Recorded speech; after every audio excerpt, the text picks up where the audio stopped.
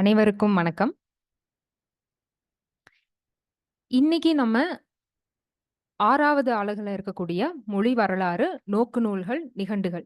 இந்த தலைப்புகளின் கீழ் தான் நம்ம வினாக்கள மாதிரி வினாக்கள நம்ம பார்க்க போறோம். கேள்விகள பார்க்கறதுக்கு முன்னாடி, இப்ப நம்ம ஒரு கேள்விகளா நம்ம பார்க்குறோம் இல்லையா? நேத்தும் பார்த்தோம். இனி வர நாட்களும் நம்ம பார்ப்போம். அப்ப அந்த பகுதிகள்லாம் பார்க்கும்போது, கேள்விகள்லாம் பார்க்கும்போது அந்த கேள்விக்கு இப்போ நான் ஒரு கேள்வி கேட்டேன் அப்டின்னா, உடனே நான் பதில் சொல்லிற மாட்டேன். சில வினாடிகள் இடைவெளி விட்டு தான் அதுக்கான பதில சொல்லுவேன். அதுக்குள்ள உங்களால சொல்ல முடியுதா அப்டின்னு பாருங்க. அ இது ஏன் அப்டி சொல்றேன் அப்டின்னா, நம்ம ஒரு கேள்விக்கு ரொம்ப நேரத்தையும் எடுத்துக்கும் சில நேரங்கள்ல.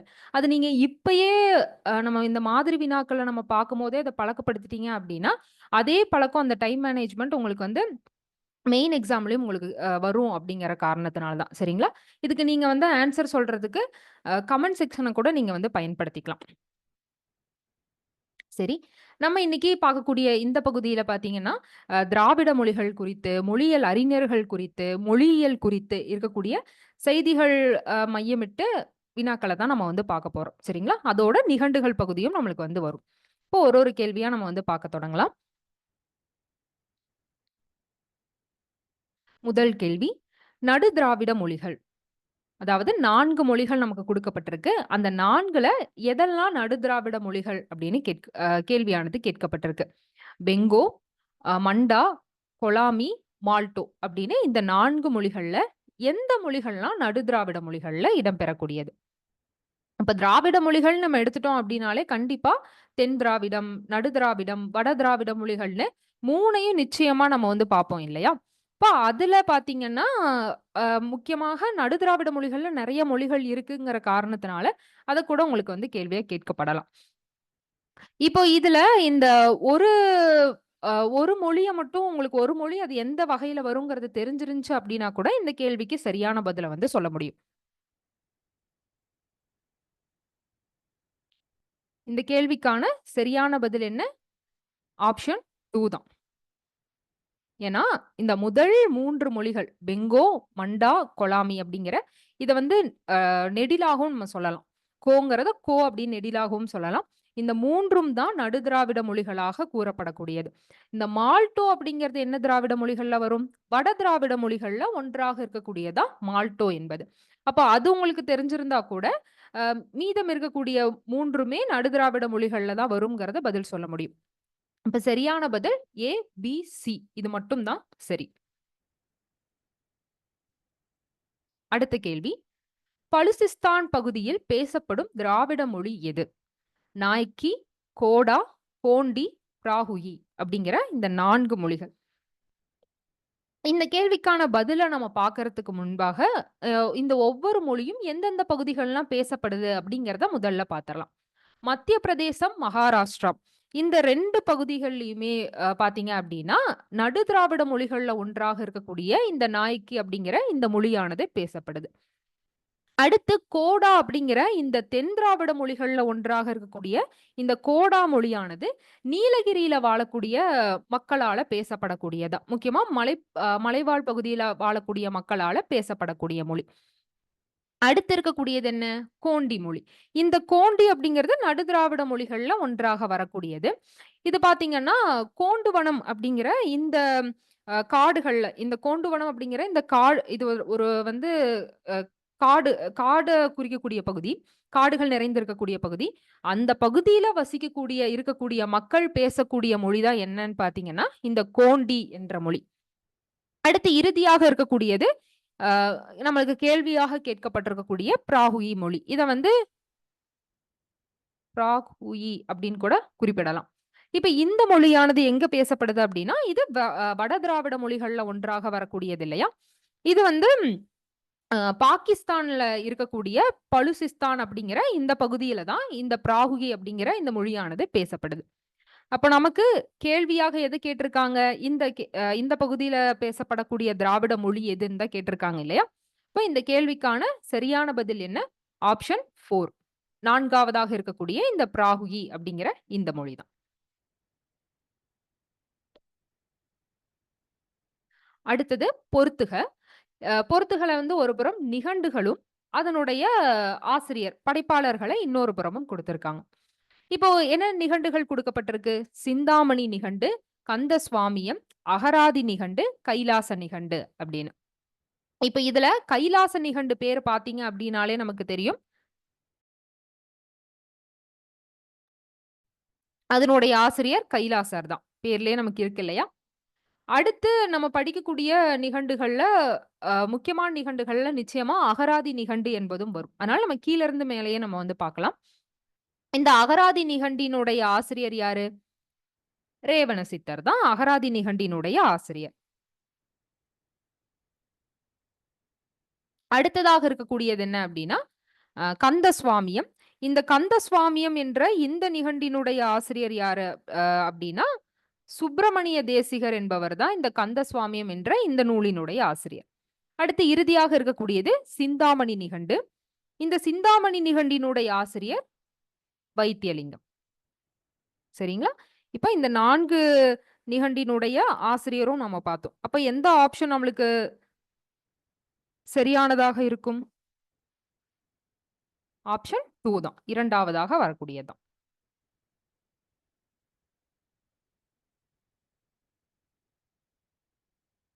அடுத்த கேள்வி. மாற்றிலக்கண மொழியியலின் தந்தை யார்? நோயம் ஜோம்ஸ்கி, கால்டுவெல், எமனோ, பிரான்ஸ் பாப் அப்படிங்கிற இந்த 4 பேர்ல மாற்றிலக்கண மொழியியலினுடைய தந்தையாக அழைக்கப்படக்கூடியவர் யார்?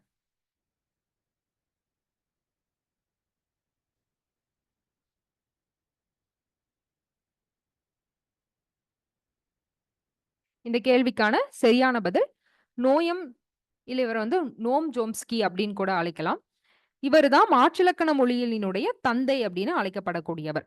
இதுல இருந்து இன்னொருத்தர் இருக்காரு இல்லையா? கால்டுவெல் என்பவர். இவரோடதுல இருந்து உங்களுக்கு திராவிட மொழிகளின் ஒப்பியல் ஆய்வின் தந்தை அப்படின்னாலும் இவரை தான் சொல்லலாம்.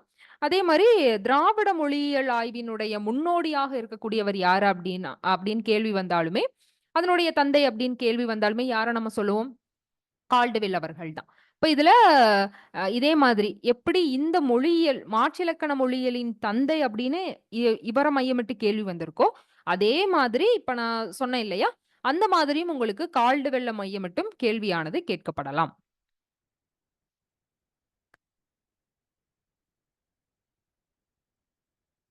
அடுத்த கேள்வி. இப்ப நிகண்டுகள்ல இருக்கக்கூடிய அந்த பா வகைகள் இருக்கு இல்லையா? அத மட்டுமே உங்களுக்கு குறிப்பிட்டு கேட்டிருக்காங்க. அதாவது விருத்த பாவுல அமைந்த நிகண்டு எது? நிகண்டுகள்லாம் எது? அப்படின்னு கேட்கப்பட்டிருக்கு. சூடாமணி நிகண்டு, அகத்தியர் நிகண்டு, போகர் நிகண்டு, பாரதி தீபம் அப்படிங்கிற இந்த 4 நிகண்டுகள்ல அதனுடைய பாவகை கேட்கப்பட்டிருக்கு. அந்த பாவகையிலுமே எதெல்லாம் விருத்த பாவால ஆனது அப்படிங்கிறது தான் கேள்வி. இப்போ முதல்ல இருக்கக்கூடிய இந்த 3 நிகண்டுகளும் இருக்கு இல்லையா? இந்த 3மே எதால ஆனது அப்படின்னா, விருத்தப்பாவால ஆன நிகண்டு தான். இப்போ பாரதி தீபம் என்பது தான் விருத்தப்பாவால ஆன நிகண்டு கிடையாது. அப்போ இந்த கேள்விக்கான சரியான பதில் என்ன அப்படின்னா, ஆப்ஷன் 2 தான். அப்போ பாரதி தீபம் என்பது வந்து உங்களுக்கு விருத்தப்பா கிடையாது அப்படின்னா, அது எந்த பாவால இயற்றப்பட்டது? கட்டளை கலித்துறையால இயற்றப்பட்டது. இந்த பாரதி தீபத்தினுடைய ஆசிரியர் திருவேங்கட பாரதி என்பவர் தான் இந்த பாரதி தீபம் இந்த நூலினுடைய ஆசிரியர். அவரால படைக்கப்பட்டது தான் இந்த நூல். இது வந்து விருத்தப்பாவால ஆன நூல் கிடையாது. கட்டளை கலித்துறையாலான கட்டளை கலித்துறையாலான நூல். அப்ப இதே இந்த மாதிரி இப்படி உங்களுக்கு அது எந்த பா அப்படின்னு கூட கேட்கலாம். இல்ல தனியாக அகத்திய நிகண்டினுடைய பா வகை எது? இல்ல சூடாமணி நிகண்டு எந்த பா வகையில வரும் அப்படின்னு ஒரு நிகண்ட மட்டுமே குடுத்து கூட கேள்வியா கேட்கலாம். சரிங்களா? இப்போ ஆப்ஷன் 2 தான் இந்த கேள்விக்கான சரியான பதில்.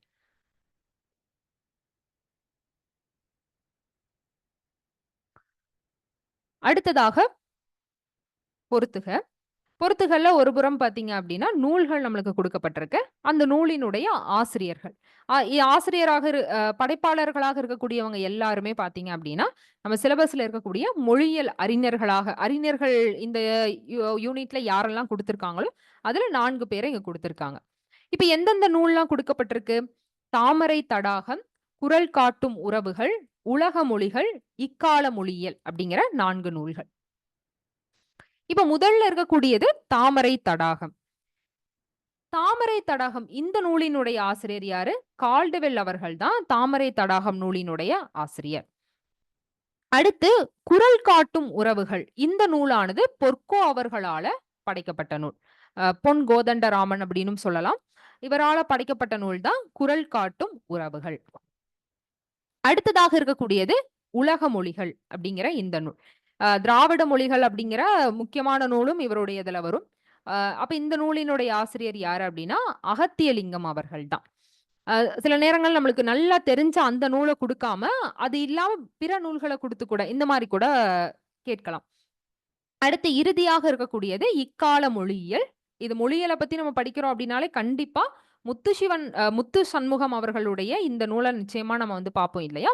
அப்போ முத்து சண்முகம் அவர்களால படைக்கப்பட்ட நூல் தான் எது அப்படின்னா இக்கால மொழியியல் என்ற இந்த நூல். அப்போ இந்த கேள்விக்கான சரியான பதில் எது? ஆப்ஷன் 2 தான் இந்த கேள்விக்கான சரியான பதில்.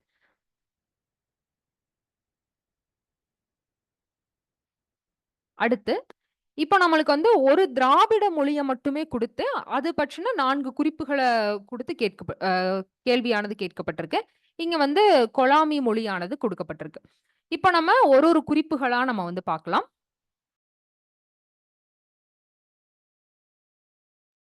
முதல்ல மத்திய பிரதேசத்தில் வழங்கப்படும் நடுதிராவிட மொழி அப்படின்னு கொடுத்திருக்காங்க. மத்திய பிரதேசத்துல பேசப்படக்கூடிய நடுதிராவிட மொழியா அப்படின்னா ஆமா. கொலாமி என்பது மத்திய பிரதேசத்துல பேசப்படக்கூடிய மொழிதான். அப்போ இது வந்து அந்த பகுதியை கொடுத்து கேட்டிருக்காங்க. அப்ப நம்ம நடுதிராவிடம் பார்த்து இது மட்டும் சரி அப்படின்னு நம்ம சொல்லிடக்கூடாது. அந்த இடமும் சரியா பேசப்படக்கூடிய இடமும் சரியா அப்படின்னு பார்த்துதான் அந்த குறிப்பு கரெக்டா தப்பாங்கிறத நம்ம முடிவு பண்ணணும். அடுத்து பார்த்தோம் அப்படின்னா சேது மாதவ ராவ் இம்மொழிக்கு இலக்கண நூல் ஒன்றை எழுதியுள்ளார். சேது மாதவ ராவ் வந்து இந்த மொழிக்கு இலக்கண நூலை எழுதியிருக்காரா அப்படின்னா ஆமா. அவரால ஒரு இலக்கண நூலானது இந்த மொழிக்கு வந்து எழுதப்பட்டிருக்கு. அடுத்ததாக என்ன குறிப்பு கொடுத்திருக்காங்க? இம்மொழி பேசுவோரை கோண்டர்கள், கந்தர்கள் என்றும் அழைப்பர் அப்படின்னு கொடுக்கப்பட்டிருக்கு. இப்போ இந்த மொழி பேசுபவரை தான் இப்படி சொல்லுவாங்களா அப்படின்னா கிடையாது. குவி மொழி இருக்கு இல்லையா? இந்த குவி மொழி பேசக்கூடியவங்கள தான் என்ன சொல்லுவாங்க அப்படின்னா கோண்டர்கள், கந்தர்கள் அப்படின்னு சொல்லுவாங்க. சரிங்களா? அப்போ அப்போ இந்த குறிப்பு வந்து தவறானது தான். அது வந்து கொலாமி மொழியினுடைய குறிப்புகள்ல வராது. அடுத்து பார்த்தோம் அப்படின்னா பேராசிரியர் யமனோ இம்மொழி குறித்து சிறந்த கட்டுரை ஒன்றை 1960 வெளியிட்டுள்ளார் அப்படின்னு குறிப்பானது கொடுக்கப்பட்டிருக்கு. யமனோ அவர்கள் வந்து இந்த மொழிய பத்தி எழுதியிருக்காரு, கட்டுரை எழுதியிருக்காரா அப்படின்னா ஆமா எழுதியிருக்காரு. ஆனா அது இந்த ஆண்டு தான் வெளியாச்சா அப்படின்னா கிடையாது. அது எந்த ஆண்டு வெளியாச்சு அப்படின்னா 1955ல தான் அந்த கட்டுரையானது வெளியாச்சு. அப்ப இங்க ஆண்டானது நம்மளுக்கு தவறாக கொடுக்கப்பட்டிருக்கு. சரிங்களா? அப்போ இந்த 2 குறிப்புகளுமே சி, டி அப்படிங்கிற இந்த 2மே நம்மளுக்கு வந்து தவறு. சரியானது எது அப்படின்னா ஆப்ஷன் 2ல இருக்கக்கூடிய ஏ, பி இந்த 2 மட்டும் தான் கொலாமி மொழியினுடைய குறிப்புகள்ல வரக்கூடியது. அப்போ ஆப்ஷன் 2 தான் இந்த கேள்விக்கான சரியான பதில்.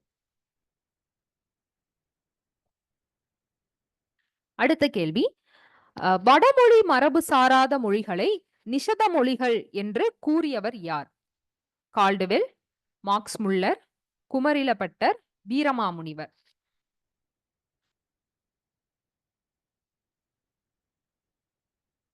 சரியான பதில் மார்க்ஸ் முல்லர் அவர்கள் தான். இவருதான் வந்து என்ன சொல்லியிருப்பாரு அப்படின்னா வடமொழி மரபு சாராத மொழிகள் எல்லாமே நிஷத மொழிகளாக வரும் அப்படின்னு இந்த குறிப்பு இவரால தான் வந்து சொல்லப்பட்டிருக்கும். அப்ப இந்த கேள்விக்கான சரியான பதில் என்ன அப்படின்னா மார்க்ஸ் முல்லர் அவர்கள் தான். இந்த மாதிரி அறிஞர்கள் கருத்தும் நம்ம வந்து பார்த்து வச்சுக்கணும். இந்த மாதிரி முக்கியமான அறிஞர்களுடைய கருத்துக்கள்ல இருந்தும் மொழிகள் குறித்து சொல்லியிருக்காங்க. அது திராவிட மொழிகள் தொடர்பா சொல்லியிருக்காங்க அப்படின்னா அப்படியும் வரலாம் உங்களுக்கு. சரிங்களா? அடுத்ததா அடுத்த கேள்வி சூடாமணி நிகண்டின் உட்பிரிவுகளை நிரல்படுத்துக. அப்போ அதுல சூடாமணி நிகண்டில் இருக்கக்கூடிய தொகுதிகள் வந்து 4 கொடுத்திருக்காங்க. அத வந்து நம்ம வந்து நிரல்படுத்தணும், வரிசைப்படுத்தணும். அந்த நூல்ல எப்படி வரிசைப்படுத்தி குடுத்திருப்பாங்களோ அதன்படி. இப்ப அத பார்க்கறதுக்கு முன்பு நம்ம சூடாமணி நிகண்ட பத்தி பார்த்திரலாம். சூடாமணி நிகண்டானது 16ஆம் நூற்றாண்டுல வந்து தோன்றின நூல். இதனுடைய ஆசிரியர் யாரு அப்டின்னா, மண்டலபுரடர் அவர்கள் தான் இதனுடைய ஆசிரியர். இப்ப இதனுடைய பாவகை விருத்த பாபால ஆனது. 11,000 சொற்கள வந்து இதுல நம்ம வந்து பார்க்க முடியும். அதுக்கான பொருள். அப்போ இ அ இப்போ நீங்க ஒரு நிகண்ட நம்ம பார்க்குறோம் அப்டின்னா, அதனுடைய குறிப்ப பார்க்குறோம் அப்டின்னா, இந்த குறிப்புகள்லாம் தான் முதல்ல நம்ம வந்து பார்க்கணும். காலமா இருக்கட்டும், ஆசிரியரா இருக்கட்டும், பாவகை, அதுல எத்தன சொற்கள் அப்டின்னு இந்த குறிப்புகள தான் நம்ம வந்து பார்க்கணும். அதுக்கு அடுத்தது தான் மீதம் இருக்கக்கூடிய செய்திகள நம்ம வந்து பார்க்கணும். அதே மாதிரி அ இந்த நிகண்டினுடைய இதுக்கு நெறைய வேறு பெயர்களும் இருக்கு. என்னென்ன அப்டின்னா, சூடாமணி நிகண்டு, சூளாமணி நிகண்டு, நிகண்டு சூடாமணி, சூடாமணி 12 நிகண்டு அப்படிங்கிற இந்த இந்த பெயர்கள் எல்லாமே சூடாமணி நிகண்டினுடைய வேறு பெயர்கள் தான். உங்களுக்கு சூடாமணி நிகண்டுன்னு குடுக்காம, இந்த பெயர்கள குடுத்து குறிப்பிட்டு கேள்வி கேட்டாலுமே, அது அது சூடாமணி நிகண்ட குறித்து கேட்கக்கூடிய கேள்விதான். சரிங்களா? அப்ப சில நேரங்கள்ல வேறு பெயர குடுத்து கூட கேள்வியா வந்து கேட்பாங்க. சில பகுதிகளுக்கெல்லாம் வேறு பெயர் இருக்கு அப்டின்னா, அத குடுத்தும் கேள்வியா கேட்பாங்க. நம்ம புதுசா இருக்குன்னு நெனச்சுக்குவோம். இப்ப இது எல்லாமே பார்த்தீங்கன்னா, சூடாமணி நிகண்டினுடைய வேறு பெயர்கள். இப்ப இதுல மொத்தமா 12 தொகுதிகள் இருக்கு. பிரிவுகள் வந்து இருக்கு. தெய்வப்பெயர் தொகுதியிலிருந்து பல்பொருள் கூட்டத்து ஒரு பெயர் தொகுதி அப்படிங்கிற இதுவரைக்கும் மொத்தமா 12 தொகுதிகள் நமக்கு வந்து கொடுக்கப்பட்டிருக்கு. உட்பிரிவுகள் 12 இருக்கு. அப்போ நமக்கான கேள்வி வந்து இதுல 4 எடுத்து அ கேட்டிருக்காங்க. அதாவது இடப்பெயர், பல்பொருள் பெயர் தொகுதி, செயற்கை வடிவ பெயர் தொகுதி, பண்பு பற்றிய பெயர் தொகுதி. அப்போ கேள்வி என்னன்னு கேட்கப்பட்டிருக்கு? நிரல் படுத்துக, வரிசைப்படுத்துக அப்படின்னு கேட்டிருக்காங்க. அப்போ இந்த தொகுதியானது இந்த நிகண்டுல வருமா அப்படின்னு கேட்கல. அந்த நிகண்டுல இருக்கக்கூடிய இந்த பகுதிய, அந்த நிகண்டுல இருக்கிற மாரியே வரிசைப்படுத்த சொல்லியிருக்காங்க. சரிங்களா? அப்போ இதன்படி பார்த்தோம் அப்டின்னா, முதல்ல நமக்கு வந்து என்ன தொகுதியானது குடுக்கப்பட்டிருக்கு? இடப்பெயர் தொகுதி தான் முதல்ல கொடுக்கப்பட்டிருக்கு. இல்லையா? அடுத்ததாக பல்பொருள் பெயர் தொகுதி. அதாவது இங்க நம்ம பார்த்தது தான். இங்க இருக்கக்கூடிய இந்த 4ம் தான். அடுத்து 3வதாக பார்த்தோம் அப்டின்னா, செயற்கை வடிவ பெயர் தொகுதி. அடுத்ததாக இறுதியாக இருக்கக்கூடியது பண்பு பற்றிய பெயர் தொகுதி அப்டிங்கிற இந்த 4ம் தான். அப்போ இந்த கேள்விக்கான சரியான பதில் எது? ஆப்ஷன் 1 தான். டி, ஏ, பி, சி அப்படிங்கிற இந்த வரிசையில தான் இந்த பகுதியானது வரும். இந்த தொகுதிகளானது இடம்பெறும். அப்போ முதலாவதாக இருக்கக்கூடிய ஆப்ஷன் தான் இந்த கேள்விக்கான சரியான பதில். அடுத்தும் ஒரு பொறுத்துக பார்க்க போறோம். இந்த பொறுத்துகள பார்த்தீங்க அப்படின்னா, ஒரு புறம் துளு, தெலுங்கு, மலையாளம், தமிழ் அப்படின்னு 4 திராவிட மொழிகள ஒரு புறம் குடுத்திருக்காங்க. அடுத்து மறுபுறம் பார்த்தீங்க அப்படின்னா, அந்த திராவிட மொழிகள் இருக்கு இல்லையா? அந்த திராவிட மொழிகள்ல இருக்கக்கூடிய சொற்கள், முக்கியமா எண்ணு பெயர்கள வந்து குடுத்திருக்காங்க. 5, அ 5, 5, 5 அப்படின்னு. அதுல வரக்கூடிய எண்ணு பெயர்கள குடுத்து, இது எந்த மொழிக்குரியது அப்படின்னு கேட்டிருக்காங்க. இப்போ நம்ம எல்லாருக்குமே நல்லா தெரிஞ்சது எது? தமிழ் தான் இல்லையா? 5 என்பது தான் தமிழுக்கான சொற்கள்ல வரக்கூடியது. எண்ணு பெயராக வரக்கூடியது. அடுத்து பார்த்தோம் அப்படின்னா, மலையாளம். 5 என்பது தான் மலையாளத்தில வரக்கூடிய சொல். மலையாளத்திற்குரியது. அடுத்து இருக்கக்கூடியது பார்த்தோம் அப்டின்னா, துளு. துளு வந்து ஐனு என்பது தான் துளுல இருக்கக்கூடிய சொல். இது வந்து துளு மொழிக்குரியது. அடுத்து தெலுங்குக்குரியது ஐது அப்படிங்கிறது தான் தெலுங்கு மொழிக்குரியது. இந்த மாரி உங்களுக்கு 2, 3 அப்டின்னா அந்த எண்களையும் குடுத்து கூட கேட்கலாம். அப்ப அது எந்த மொழிக்குரியது அப்படிங்கிறதும் நம்ம வந்து பார்க்கணும். அப்ப இதுக்கு இந்த கேள்விக்கான சரியான பதில் எது? ஆப்ஷன் 4 தான். அப்ப நம்ம என்ன நெனைப்போம், சரி நம்ம நம்ம அவ்வளோ எதுக்கு படிச்சுட்டு, நம்ம தமிழ் இருக்குல்ல, தமிழ பார்த்தே நம்ம சொல்லிறலாம்ல அப்படின்னு நெனைக்கலாம். நீங்க பார்த்தீங்கன்னாலே தெரியும். 2 ஆப்ஷன்லயுமே அது குடுத்திருப்பாங்க சரியா. அந்த முதல் ஏ, பில தான் நம்ம எங்க குழப்பமா அடைவோமோ, அங்க தான் உங்களுக்கு வந்து மாத்தி குடுத்திருப்பாங்க. சரிங்களா? அப்போ அது எந்த மொழியில எந்த சொல்லுங்கிறத நீங்க சரியா படிச்சிருந்தீங்க அப்படின்னா தான், இப்ப நான்களா நீங்க வந்து 2 ஆப்ஷன வந்து ஒமிட் பண்ணிற முடியும். ஆனா, அது உங்களுக்கு சரியா தெரிஞ்சிருந்துச்சு அப்டின்னா தானே இந்த 2ல எது சரியா வரும்னு நம்மளால சொல்ல முடியும்.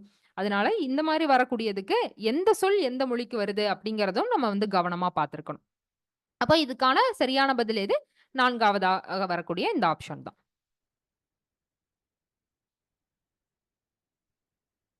அடுத்த கேள்வி. அகர வரிசைப்படி முதலில் சொற்களை தொகுத்தவர் யார்? ரேவண சித்தர், திவாகரர், ஈசுர பாதிரியார், மண்டலபுரடர் அப்படிங்கிற இந்த 4 பேர்ல 4 பேருமே நிகண்டுகள வந்து எழுதியிருக்காங்க. இப்ப யாருடைய நிகண்டுல முதல்ல அந்த சொற்கள அகர வரிசைப்படி தொகுத்து அந்த நிகண்ட படைச்சவர் யார்? அப்படின்னு கேள்வியா கேட்கப்பட்டிருக்கு. அப்போ இத தெரிஞ்சுக்கிறதுக்கு முன்னாடி, அது எந்த நிகண்டு அப்படிங்கிறத நம்ம தெரிஞ்சுக்கணும் இல்லையா? அது எந்த நிகண்டு அப்படின்னா, அகராதி நிகண்டு இருக்கு இல்லையா? அகராதி நிகண்டுல தான் முதல்ல சொற்கள் வந்து அகர வரிசையில வந்து அமைக்கப்பட்டு பொருளானது சொல்லப்பட்டிருக்கும். அந்த அகராதி நிகண்ட னுடைய ஆசிரியர் யாரு அப்படின்னா, ரேவண சித்தர் அவர்கள் தான். அப்போ இந்த கேள்விக்கான சரியான பதிலும் ரேவண சித்தர் தான். இப்ப அவர் தான். அதுக்கு முன்னாடி இருந்த திவாகர முனிவர்லாம் திவாகர முனிவர் தான்.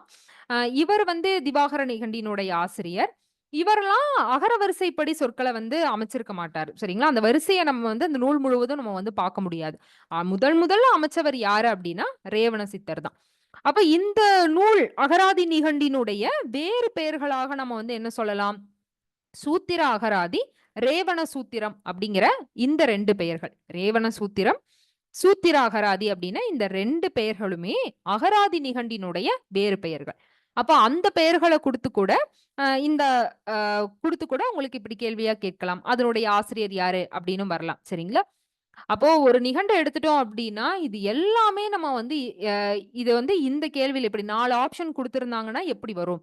அதே மாரி இப்படி நம்ம பொறுத்துக மாடல்ல எப்படி வரும்? அதுவே வந்து இப்ப நம்ம முன்னாடி பார்த்தோம் இல்லையா? விருத்தப்பால வந்து 4 நூல்கள் குடுத்து கேட்டிருக்காங்க. அப்ப அந்த மாடல்ல எப்படி வரும்னு, மொத்தமாவே நம்மளுக்கு இப்படி ஒரு 4, 5 மாடல் கொஸ்டின்ஸ் தான் இருக்கு. Question pattern. அப்போ அத தெரிஞ்சுக்கிட்டு ஏன்னா நம்ம வந்து நெட் எக்ஸாம் மாரி தான் கொஸ்டின் பேப்பர் இருக்கும் அப்படின்னு நம்ம வந்து எதிர்பார்க்கிறோம். கொஸ்டின் பேட்டர்ன் இருக்கும் அப்படின்னு நம்ம எதிர்பார்க்கிறோம். அதனால ஒரு பகுதியும் படிக்கும்போது, நம்ம இத தெரிஞ்சுக்கிட்டோம் அப்டின்னா தான், இது இப்படியெல்லாம் கேள்வி கேட்கலாம். இந்த பேட்டர்ன்ல கேட்டா, இத நம்ம எப்படி பார்க்கலாம்? இல்ல இந்த பேட்டர்ன்ல கேட்கறாங்க அப்டின்னா, நிரல் படுத்துகன்னு கேட்கறாங்கன்னா, கண்டிப்பா நம்மளுக்கு அதனுடைய வரிசை தெரிஞ்சிருக்கணும்ல அப்படின்னு நம்ம யோசிச்சு படிப்போம். சரிங்களா? அதனால படிக்கும்போது அந்த கேள்வி எப்படி கேட்கப்படுது? அந்த விதம் என்ன? அந்த கொஸ்டின் பேட்டர்ன் என்னங்கிறதும் கொஞ்சம் தெரிஞ்சுக்கணும் நீங்க. தெரிஞ்சுட்டு அந்த பகுதிகள படிக்கும்போது தான் எல்லாம் ஏன்னா எல்லாமே இப்படி சரியான விடையில 4 ஆப்ஷன்ல மட்டும் குடுத்து கேட்டுற மாட்டாங்க. சரிங்களா? அதே மாதிரி நம்மளுக்கு வந்து செட் தேர்வு நடந்து நெறைய வருடங்கள் ஆயிருச்சு அப்படிங்கிற காரணத்தினால, ரொம்ப சிலர் வந்து 2000 இறுதியாக நடந்த 2018 அதுக்கு முன்னாடி நடந்த கொஸ்டின் பேப்பர்லாம் எடுத்து பாப்பீங்க. பாக்குறதுல தவறில்ல. ஆனா அந்த மாதிரியே அதுலலாம் கொஞ்சம் ரொம்ப எளிமையாவே உங்களுக்கு வந்து கேள்வி இருக்கும். அந்த மாதிரியே இருக்கும் அப்படின்னு நம்மளுடைய தமிழுக்கும் அப்படிதான் இருக்கும் அப்படின்னு நெனச்சிற வேண்டாம். அவ்வளோ எளிமையா இருக்கும் அப்படின்னு நம்ம நெனச்சோம் அப்படின்னா, அந்த அளவு தான். அதோட நம்ம வந்து நிறுத்திக்குவோம். அந்த அளவு எளிமையா படிச்சா போதும். நம்ம எதுக்கு உள்ளார்ந்து படிச்சுட்டு அப்படின்னு நிறுத்திக்குவோம். அதனால அத விடவும் அதிகமா தான். நெறைய வருடங்கள் நம்மளுக்கு வந்து ஆயிருச்சு இல்லையா? அதனால அதே மாதிரி கேட்பாங்கன்னு நம்ம வந்து சொல்லிற முடியாது. கொஞ்சம் கேள்விகள் இப்படியும் உங்களுக்கு வந்து இருக்கும். சரிங்களா? அதனால அதுக்கு தகுந்த மாரியும் நம்மளுடைய பிரிப்பரேஷன கொண்டு போணும். அதுக்கு தகுந்த மாரியும் நம்ம வந்து படிக்கணும். இப்போ இந்த கேள்விக்கான சரியான பதில் ரேவண சித்தர் என்பது தான். அடுத்த கேள்வி. இருளா மொழியினை ஆய்வு செய்த அறிஞர் யார்? ஸ்மித், பெல்லக், லீச், கமில் சுபலபில் அப்படிங்கிற இந்த 4 பேர்ல இருளா மொழியை ஆய்வு செய்த அறிஞர். இப்போ அதுக்கு பதில் பார்க்கறதுக்கு முன்னாடி, இருளா மொழி குறித்த குறிப்புகள நம்ம வந்து பார்க்கலாம். இருளா மொழி அப்படிங்கிறது தென் திராவிட மொழிகள்ல ஒன்றாக வழங்கப்படக்கூடியது. இருளர்கள் அ பேசக்கூடிய மொழிகள் தான் இருளா மொழின்னு நம்ம சொல்றோம். இது எங்க வாழக்கூடிய மக்கள் பேசுவாங்க அப்டின்னா, நீல நீலகிரி பகுதியில வாழக்கூடிய மக்களால பேசப்படக்கூடிய மொழி தான் இந்த இருளா மொழி. இந்த இருளா மொழிய வந்து ஆய்வு செய்த அறிஞர்கள், ஆய்வு செய்த அறிஞர்கள்லாம் யாரு அப்டின்னா, அ இந்த 3 பேருமே ஆய்வு செய்த அறிஞர்கள்ல வருவாங்க. முதன்மையானவர்களாக. யார் யாரு?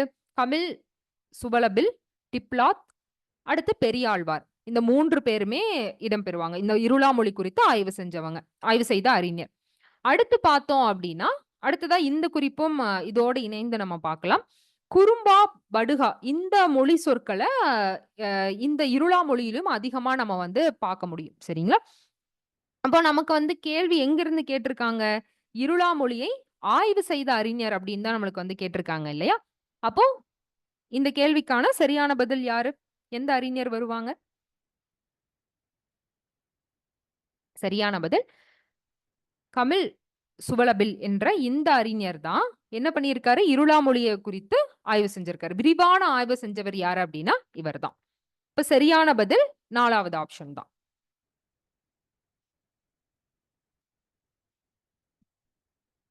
அடுத்த கேள்வி. இதுவுமே உங்களுக்கு நிரல்படுத்துக, வரிசைப்படுத்துக முறையில இருக்கக்கூடியது தான். நம்மளுக்கு 4 நிகண்டுகள் இங்கு குடுக்கப்பட்டிருக்கு. ஆசிரிய நிகண்டு, உரிச்சொல் நிகண்டு, திவாகர நிகண்டு, பிங்கள நிகண்டு அப்படின்னு 4 நிகண்டையும் கால வரிசைப்படுத்த சொல்லியிருக்காங்க. எந்த நூற்றாண்டுல தோன்றுச்சோ அதன்படி கால வரிசைப்படுத்த சொல்லியிருக்காங்க. இப்போ இதனுடைய ஆசிரியர்கள நம்ம வந்து முதல்ல தெரிஞ்சுக்கலாம். இப்ப முதல்ல இருக்கக்கூடிய நிகண்டு ஆசிரிய நிகண்டு. இந்த ஆசிரிய நிகண்டினுடைய ஆசிரியர் ஆண்டிப்புலவர். ஆண்டிப்புலவரால தான் இந்த நிகண்டானது படைக்கப்பட்டுச்சு. அடுத்து காங்கேயர் அவர்களால படைக்கப்பட்ட நிகண்டு தான் உரிசொல் நிகண்டு. அடுத்து திவாகர நிகண்டினுடைய ஆசிரியர் திவாகரர் அல்லது திவாகர முனிவர் 2 பெயராலுமே இவர் வந்து அழைக்கப்படுவாரு. இறுதியாக பிங்கள நிகண்டு. இந்த பிங்கள நிகண்டினுடைய ஆசிரியர் யாரு அப்படின்னா பிங்கள முனிவர், பிங்களர் அப்படின்னும் சொல்லலாம். இவர் தான் இந்த பிங்கள நிகண்டினுடைய ஆசிரியர். இப்ப நம்ம இந்த நிகண்டுகள நம்ம பார்த்தோம் அப்படின்னா, நிகண்டுகள் அப்படின்னாலே முதல்ல முன்னோடியா இருக்கக்கூடியது எது? திவாகர நிகண்டு தான். இது எந்த நூற்றாண்டுல படைக்கப்பட்டது அப்படின்னா, இதனுடைய காலம் என்ன அப்படின்னா 9ஆம் நூற்றாண்டு தான். சரிங்களா? 9ஆம் நூற்றாண்டுல தான் இந்த நிகண்டானது திவாகரரால வெளியாச்சு. அடுத்ததாக பார்த்தீங்க அப்படின்னா, திவாகர நிகண்டுக்கு அடுத்தது பிங்களருடையது. பிங்கள நிகண்டு. இது வந்து 10ஆம் நூற்றாண்டு. அந்த நூற்றாண்டும் நம்ம வந்து தெரிஞ்சிருக்கணும். அடுத்ததாக இருக்கக்கூடியது என்ன? காங்கேயர் அவர்களால படைக்கப்பட்ட இந்த உரிச்சொல் நிகண்டு தான். இது வந்து எந்த நூற்றாண்டு அப்படின்னா 14ஆம் நூற்றாண்டு. பெரும்பாலானோர் இத 14ஆம் நூற்றாண்டுல தான் இந்த நூலானது வெளியாச்சுன்னு சொல்றாங்க. இது 14ஆம் நூற்றாண்டுல தான் இந்த பிங்கள நிகண்டானது வெளியாச்சு, படைக்கப்பட்டுச்சு. அடுத்து இறுதியாக ஆண்டிப்புலவர் அவர்களால படைக்கப்பட்ட ஆசிரிய நிகண்டு. இந்த ஆசிரிய நிகண்டினுடைய காலம் என்ன அப்படின்னா 17ஆம் நூற்றாண்டு. சரிங்களா? அப்ப முதல்ல எந்த நிகண்டு வரும்? 9ஆம் நூற்றாண்டினுடைய திவாகர நிகண்டு முதல்ல வரும். அடுத்து 2வதாக இருக்கக்கூடியது பிங்கள நிகண்டு. அடுத்து 3வதாக உரிசொல் நிகண்டு. அடுத்து 4வதாக இருக்கக்கூடியதான் ஆசிரிய நிகண்டு. இப்ப இந்த கேள்விக்கான சரியான பதில் ஆப்ஷன் 2 தான். சரிங்களா? இதோட நமக்கு இன்றைய பகுதியானது நிறைவு பெறுது. இப்ப நான் முடிக்கிறதுக்கு முன்பாக உங்களுக்கு ஒரு 2 கேள்வியோட நான் வந்து இந்த பகுதிய வந்து நிறைவு செய்றேன். முதல் கேள்வி என்ன அப்படின்னா, சூத்திரவகராதி என்று அழைக்கப்படும் நிகண்டு எது? சூத்திரவகராதி என்று அழைக்கப்படும் நிகண்டு எது? அடுத்து 2வது கேள்வி, கால்டுவெல் அவர்களால படைக்கப்பட்ட திராவிட மொழிகளின் ஒப்பிலக்கணம் என்ற நூலானது வெளியான ஆண்டு எது? கால்டுவெல் அவர்களால படைக்கப்பட்ட திராவிட மொழிகளின் ஒப்பிலக்கணம் என்ற நூலானது வெளியான ஆண்டு. இப்ப இந்த 2 கேள்வியுமே பார்த்தீங்க அப்படின்னா, இதுல ஒரு கேள்விக்கு நம்ம இந்த பகுதி பார்க்கும்போதே நான் வந்து இடையிலே சொல்லியிருப்பேன். இது குறித்து நம்ம வந்து பேசியிருப்போம். அடுத்து 2வதாக கேட்ட ஆண்டு கேள்வி வந்து கொஞ்சம் எளிமையானது தான். இந்த கேள்விக்கான பதில் என்ன அப்படிங்கிறது பதில் தெரிஞ்சவங்க கமெண்ட்ல கூட வந்து சொல்லலாம். சரிங்களா? அதனால இன்னைக்கு நம்ம வந்து திராவிட மொழிகள் குறித்து, நிகண்டுகள் குறித்து, மொழியியல் அறிஞர், மொழியியல் இதுலயெல்லாம் வரக்கூடிய இந்த பகுதிகள் தொடர்பாக இருக்கக்கூடிய கேள்விகள நம்ம பார்த்தோம். இதே மாதிரி நாளைக்கு வேற யூனிட்ல இருக்கக்கூடிய வேற பகுதியில இருந்து கேள்விகள நம்ம வந்து பார்க்கலாம். எல்லாரும் நேரத்த வீணாக்காம நல்லா படிங்க. All the best.